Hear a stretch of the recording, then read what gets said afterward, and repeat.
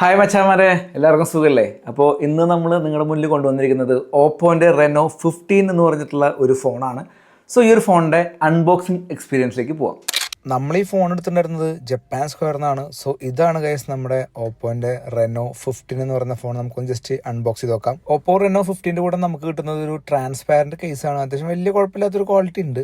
ഇതാണ് ഗൈസ് നമ്മുടെ ഓപ്പോന്റെ Reno 15 glacier white എന്ന് പറഞ്ഞിട്ടുള്ള ഫോൺ. അത്യാവശ്യം നല്ല കിഡിലൻ ലുക്കാണ് ഈ ഒരു ഫോണിന്. ഇനി നമുക്ക് ബോക്സിൽ നോക്കി കഴിഞ്ഞാൽ 80 വാട്ടിന്റെ സൂപ്പർ ഫാസ്റ്റ് ചാർജറും അതുപോലെ തന്നെ ഒരു ചാർജിങ് കേബിളും പിന്നെ നമുക്കൊരു സിം ഇജക്റ്റിംഗ് പിന്നും ഇതിൻ്റെ കൂടെ അവൈലബിൾ ആണ്. ഫസ്റ്റ് തന്നെ ഈ ഒരു ഫോണിന്റെ ഡിസൈൻ സൈഡിലേക്ക് നോക്കുകയാണെങ്കിൽ ഈ ഒരു ഫോൺ അലൂമിനിയം ബോഡിയിലാണ് വന്നിരിക്കുന്നത്. ഗ്ലാസ് ബാക്ക് പ്രൊവൈഡ് ചെയ്തിട്ടുണ്ട്. ഒരു 3 ക്യാമറ സെറ്റപ്പാണ് വരുന്നത്. സോ IP66, 68, 69 റേറ്റിംഗ്സ് ഒക്കെ വരുന്നുണ്ട്. അതുപോലെ തന്നെ റിയർ സൈഡിൽ നോക്കുമ്പോൾ നിങ്ങൾ ശ്രദ്ധിക്കേണ്ട ഒരു കാര്യം എന്ന് വെച്ചാൽ ഇവിടെ സിം ട്രേ ഓപ്പൺ ചെയ്യുന്ന സമയത്ത് ഇവിടെ 2 ഡോട്ട് കാണാൻ പറ്റും. അതൊന്ന് മൈക്കിൻ്റെ ഡോട്ടും ഒന്ന് നമ്മുടെ സിം ട്രേയുടെ ഡോട്ടാണ്. അതൊരു ഓവൽ ഷേപ്പിൻ്റെ ഉള്ളിലുള്ള ഡോട്ടിൽ മാത്രമേ ക്ലിക്ക് ചെയ്യാൻ പാടുള്ളൂ, അല്ലെങ്കിൽ പണി പാടും നിങ്ങളുടെ സ്പീക്കറിലടിക്കും കുത്തുക. എന്ന് വെച്ച് ഡയറക്റ്റ് സ്പീക്കർ എക്സ്പോസ്ഡ് ആയിരിക്കില്ല. ഒരു ജസ്റ്റ് ഒരു എൽ ഷേപ്പ് പോലെ ആയിരിക്കും സ്പീക്കർ അറേഞ്ച് ചെയ്തിട്ടുണ്ടാകും. എന്നാലും കുഴപ്പമില്ല, മാക്സിമം അതൊന്ന് അവോയ്ഡ് ചെയ്യാൻ ശ്രമിക്കുക. അതുപോലെ തന്നെ ഫ്രണ്ട് സൈഡിൽ നമുക്ക് ഇൻഫ്രാറെഡും മൈക്കും എല്ലാ സെറ്റപ്പും കാണാൻ സാധിക്കും. ഇവിടെ നമുക്കൊരു AI ബട്ടൺ സാധാരണ വരാറുണ്ട്, പക്ഷേ അത് AI ബട്ടണായിട്ട് ഇൻഡിവിജ്വലായിട്ട് കൊടുത്തിട്ടില്ല. ഇവിടെ ഈ സൈഡ് പ്ലെയിൻ ആണ്. ഈ സൈഡിലാണ് നമുക്ക് വോളിയം ബട്ടൺ അതുപോലെ തന്നെ പവർ ബട്ടണൊക്കെ വന്നിട്ടുള്ളത്. സോ ഇതാണ് ബിൽഡ് ക്വാളിറ്റിനെ പറ്റി പറയാനുള്ളത്. അത്യാവശ്യം ഡ്യൂറബിൾ ആയിട്ടുള്ള ഒരു ഡിസൈനാണ്. അതുപോലെ തന്നെ ഈ ഒരു കളർ ഗ്ലേസിയർ വൈറ്റ് എന്ന് പറഞ്ഞിട്ടുള്ള ഒരു കളറാണ്. ഇതിന്റെ ബാക്കിൽ ഒരു വൈറ്റ് കളർ പ്ലസ് ഗ്ലാസ് ആണ് വരുന്നത്. ഇതിന്റെ ഉള്ളിൽ നിങ്ങൾ സൂക്ഷിച്ച് നോക്കി കഴിഞ്ഞാൽ ഒരു റിബണിന്റെ ഡിസൈൻ കൊടുത്തിട്ടുണ്ട്. അത് എനിക്ക് അത്ര ഇഷ്ടപ്പെട്ടില്ല. മേ ബി ചില ആൾക്കാർക്ക് ഇഷ്ടപ്പെടുമായിരിക്കും. നമ്മുടെ Reno 14 ഇറങ്ങിയ സമയത്തും അതിൽ വൈറ്റ് കളറിനുള്ളിൽ മാത്രം ഒരു പ്രത്യേക ഡിസൈൻ കൊടുത്തിരുന്നു. സോ ഇത് ഇഷ്ടപ്പെടുന്നവരാണെങ്കിൽ നിങ്ങൾക്ക് ഈ ഒരു കളർ ചൂസ് ചെയ്യാം. അതല്ലാന്നുണ്ടെങ്കിൽ നിങ്ങൾക്ക് 2 കളർ ഓപ്ഷൻസ് വരുന്നുണ്ട്. ഒന്ന് അറോറ ബ്ലൂ എന്ന് പറയുന്നതും ഒന്ന് ട്യുലേറ്റ് ബ്ലൂ എന്ന് പറയുന്നതും. ഈ ട്യുലേറ്റ് ബ്ലൂ എന്ന് പറയുന്നത് കുറച്ചുകൂടി ഡാർക്കർ ആയിട്ടുള്ള ഒരു ബ്ലൂ ഷെയ്ഡാണ്.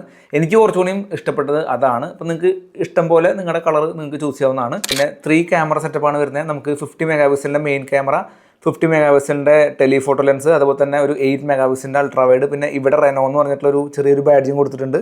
അതേപോലെ തന്നെ താഴെ നമുക്ക് ഫ്ലാഷ് ലൈറ്റ് കാണാം. ഒരു ഐഫോൺ സെറ്റപ്പ് പോലെ തന്നെയാണ് ഇതിൻ്റെ ഒരു ക്യാമറ മോഡൽ വന്നിട്ടുള്ളത്. സോ ഇതൊക്കെയാണ് ഡിസൈൻ സൈഡ് എന്ന് പറയാനുള്ളത്. അത്യാവശ്യം കുഴപ്പമില്ലാത്തൊരു പ്രീമിയം ഡിസൈനാണ്. കമ്പാരിറ്റീവ്ലി എനിക്ക് മറ്റ് 2 കളേഴ്സാണ് കുറച്ചുകൂടി ഇഷ്ടപ്പെട്ടതെന്ന് മാത്രമേ ഉള്ളൂ. ഇനി ഈ ഒരു ഫോണിൻ്റെ ഡിസ്പ്ലേനെ പറ്റി സംസാരിക്കുകയാണെങ്കിൽ 6.59 ഇഞ്ച് സൈസിലാണ് ഡിസ്പ്ലേ വന്നിരിക്കുന്നത്. LTPO ഡിസ്പ്ലേ അല്ല, LTPS ഡിസ്പ്ലേ ആണ്. 120 ഹെർട്സിൻ്റെ റിഫ്രഷ് റേറ്റ് വരുന്നുണ്ട്. 3600 ഹെർട്സിൻ്റെ മാക്സിമം ബ്രൈറ്റ്നസും 1200 ഹെർട്സിൻ്റെ നോർമൽ ഔട്ട്ഡോർ ബ്രൈറ്റ്നസും അതുപോലെ തന്നെ നോർമൽ ബ്രൈറ്റ്നസ് ആയിട്ട് 800 നിറ്റ്സിൻ്റെ ബ്രൈറ്റ്നസും വരുന്നുണ്ട്. HDR10+ൻ്റെ സപ്പോർട്ട് വരുന്നുണ്ട്.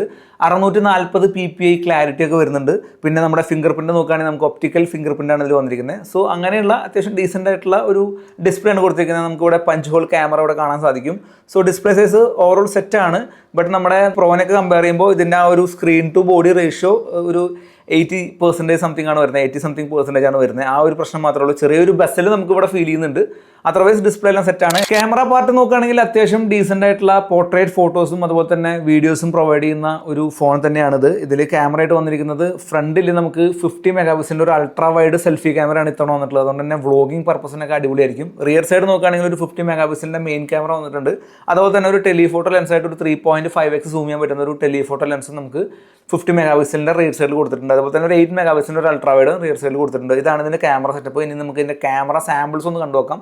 അപ്പോൾ കൂടുതൽ ഡീറ്റെയിൽസ് നിങ്ങൾക്ക് മനസ്സിലാക്കാൻ പറ്റും.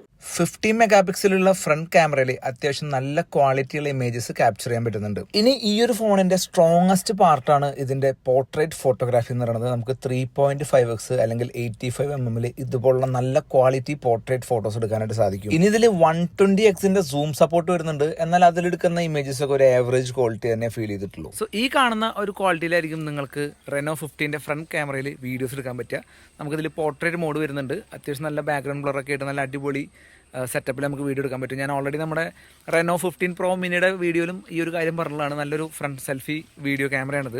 നിങ്ങൾക്ക് അത്യാവശ്യം വ്ളോഗിംഗ് ഒക്കെ ചെയ്യാൻ പറ്റും. കാരണം ഇതിൽ 50 മെഗാ പിക്സലിൻ്റെ അൾട്രാ വൈഡാണ് വരുന്നത്. അതുകൊണ്ട് തന്നെ നല്ല അടിപൊളി വൈഡ് ആയിട്ടുള്ള കിട്ടും. ട്രൈപോഡ് എൻ്റെ കയ്യിലാണ്, ഞാൻ ജസ്റ്റ് കൈ പിടിച്ചിട്ട് പിടിച്ചേക്കണം. എന്നിട്ട് പോലും നല്ല വൈഡ് ഏരിയ കവറേജ് കിട്ടുന്നുണ്ട്. ഇതായിരിക്കും നമ്മുടെ Reno 15 റിയർ ക്യാമറ വൈഡിൽ കിട്ടുന്ന വീഡിയോസ്. 8 മെഗാ പിക്സലിൻ്റെ ക്യാമറയേ ഉള്ളൂ. അപ്പോൾ അതിൻ്റേതായിട്ടുള്ളൊരു ക്വാളിറ്റി ആണ് നമുക്ക് കിട്ടുന്നുള്ളൂ. എന്നാലും കുഴപ്പമില്ല, അത്യാവശ്യം നല്ല ക്വാളിറ്റിയിൽ ലൈറ്റുള്ളപ്പോൾ കിട്ടുന്നുണ്ട്. നമുക്ക് ഈ ഒരു ഫോൺ ഉപയോഗിച്ചുകൊണ്ട് ഫ്രണ്ട് ക്യാമറയിലും റിയർ ക്യാമറയിലും 4K 60 FPS വീഡിയോസ് ഷൂട്ട് ചെയ്യാൻ പറ്റും. അപ്പോൾ ഇതാണ് ഒരു 4K 60 FPS സാമ്പിൾ. നമുക്ക് റിയർ ക്യാമറയിൽ എടുക്കുന്ന ഒരു വീഡിയോ ആണിത്. അത്യാവശ്യം നല്ല ഷാർപ്പായിട്ടുള്ള അത്യാവശ്യം നല്ല ക്ലാരിറ്റിയുള്ള വീഡിയോസ് കിട്ടുന്നുണ്ട്. സോ നമുക്ക് ഒരു ട്രൈപോഡൊക്കെ ഉപയോഗിക്കുകയാണെങ്കിൽ അത്യാവശ്യം നല്ല അടിപൊളി സിനിമാറ്റിക് വീഡിയോ എടുക്കാൻ പറ്റും. പിന്നെ മാത്രമല്ല നമുക്ക് ട്രൈപോഡൊന്നും ഇല്ലാത്ത സിറ്റുവേഷൻ ആണെങ്കിൽ നമുക്ക് 4K 60 FPS മറ്റേ സ്റ്റെബിലിറ്റി ഓൺ ആക്കിക്കൊണ്ട് നല്ല അടിപൊളി ഷേക്ക് ഇല്ലാത്ത വീഡിയോസ് എടുക്കാൻ പറ്റും. അതൊരു പ്ലസ് പോയിന്റ് ആയിട്ട് തോന്നി.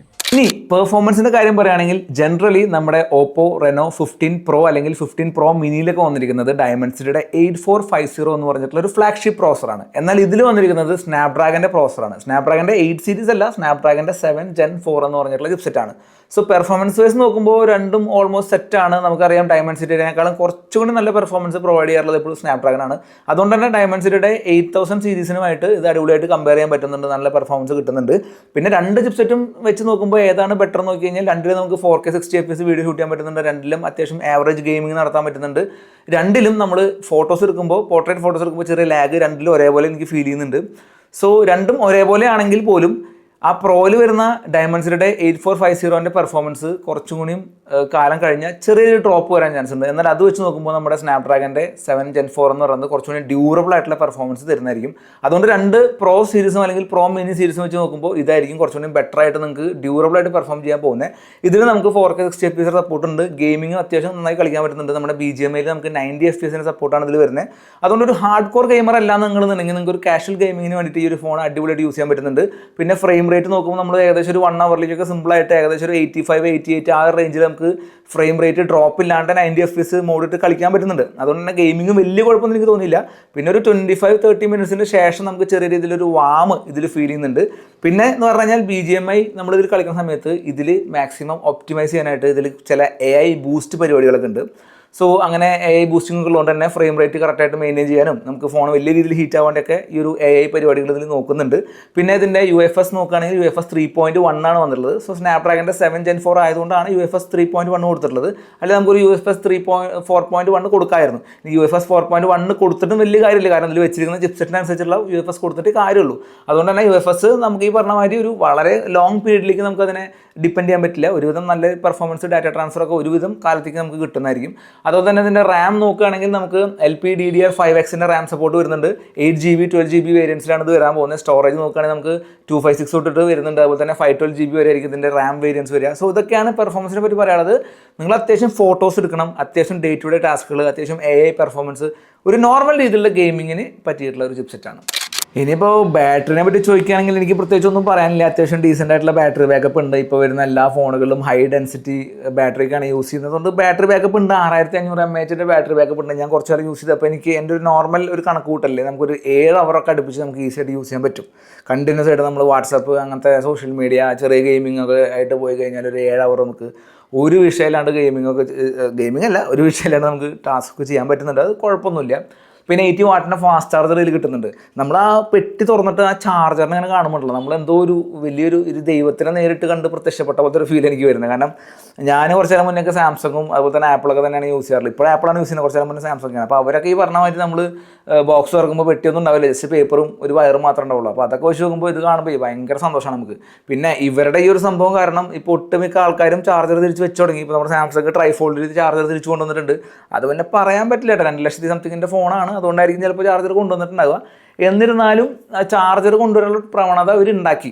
ഇനി ഇവരെപ്പോഴാണോ നിർത്തണമെന്ന് പറയാൻ പറ്റില്ല. എനിക്ക് ആ ചാർജറിൻ്റെ ഡിസൈനെ കണ്ടിട്ട് ഇവർ അട്ടിക്ക് ചാർജർ അടിച്ചു വെച്ചേക്കാന്ന് തോന്നുന്നു. മെയിനായിട്ട് 80 വാട്ട് 90 വാട്ട് 120 വാട്ടാണ് ഇവർ എല്ലാ ഫോണിനും കൊടുക്കുന്നത്. അപ്പോൾ അത്രയും ചാർജർ ഇങ്ങനെ അടിച്ചു വെച്ചിട്ടുണ്ടായിരിക്കും. അത് പിന്നെ ഫ്രീ ആയിട്ട് ഇങ്ങനെ കൊടുത്തോണ്ടിരിക്കും. ആ അടിച്ചു വെച്ചേക്കണ ചാർജർ കഴിയുകയാണെങ്കിൽ ചിലപ്പോൾ ഇനി മുതൽ വെട്ടിയിൽ ചാർജറിലാണ്ടിരിക്കും അവർ ഫോൺ കൊടുക്കുന്നുണ്ടാവുക. അപ്പോൾ എന്തായാലും വെച്ചുള്ള സാധനങ്ങളൊക്കെ ഫ്രീ ആയിട്ട് കൊടുക്കായിരിക്കും.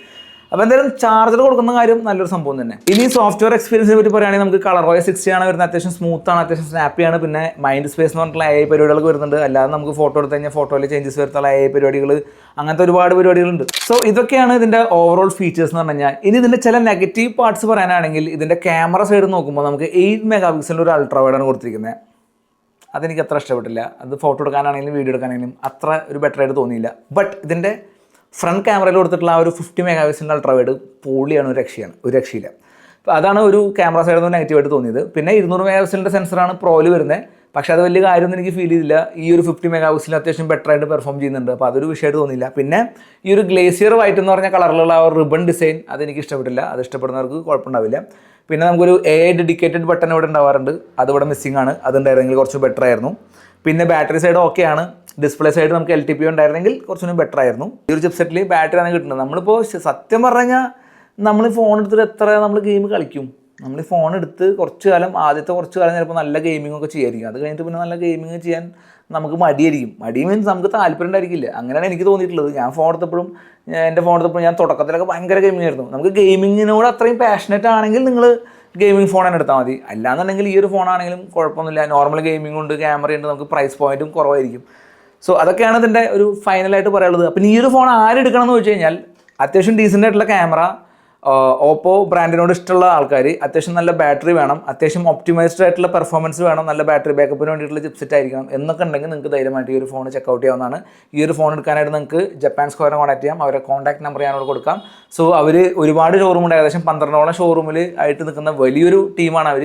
അത്യാവശ്യം നല്ല ബെസ്റ്റ് ഓഫറിലും ബെസ്റ്റ് പ്രൈസിലാണ് അവർ ഫോൺസ് പ്രൊവൈഡ് ചെയ്തുകൊണ്ടിരിക്കുന്നത്. സോ തീർച്ചയായിട്ടും അവരെ നിങ്ങൾക്ക് കോൺടാക്ട് ചെയ്യാവുന്നതാണ്.